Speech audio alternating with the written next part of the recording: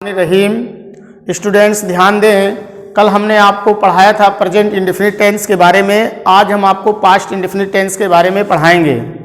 Past indefinite tense जिन हिंदी वाक्यों के अंत में ता, था, ती, थी, ते, थे, लिया, दिया, गया आदि शब्द आते हैं या करके आए, तो इस तरह के जो सेंटेंस होते हैं, हिंदी वाक्य जो होते हैं, वो आपका पास्ट इंडेफिनिट टेंस होता है।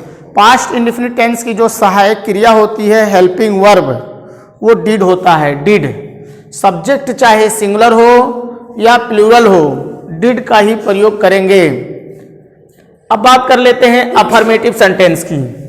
हम पास्ट इंडेफिनिट टेंस के अफर्मेटिव सेंटेंस में हेल्पिंग वर्ब का प्रयोग नहीं करेंगे। जिस तरह हम प्रेजेंट इंडेफिनिट टेंस के अफर्मेटिव सेंटेंस में हेल्पिंग वर्ब का प्रयोग नहीं किए थे, वैसे यहाँ भी हेल्पिंग वर्ब का प्रयोग नहीं करेंगे। अब बात कर लेते हैं पहला अफर्मेटिव सेंटेंस। इसका जो स्ट्रक्चर है, सबसे पहले हम सब्जेक्ट लिखते हैं और सब्जेक्ट के बाद यहाँ पर हम वर्ब का सेकंड फॉर्म लिखते हैं। केवल और केवल पास्ट इंडेफिनिट के अफर्मेटिव सेंटेंस में ही हम वर्ब का सेकंड फॉर्म का प्रयोग करेंगे। उसके बाद ऑब्जेक्ट लिखेंगे, कॉम्प्लीमेंट लिखते हैं। पहला सेंटेंस है, दिया गया हिंदी वाक्य है, वो खाना खाता था, ता था, तो ये आपका कौन सा टेंस है?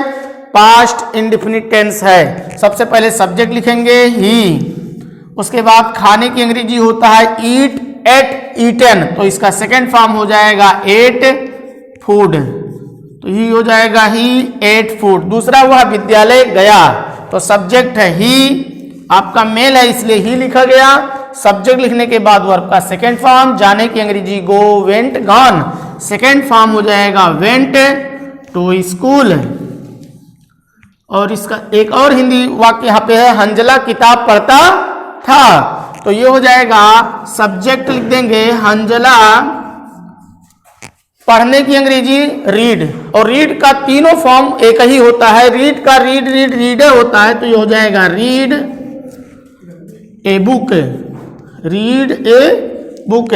यहाँ पे रीड का तीनों फॉर्म एक ही होता है, तो रीड ही होगा आपका। सब्जेक्ट के बाद ये वर्ब का सेकंड फॉर्म है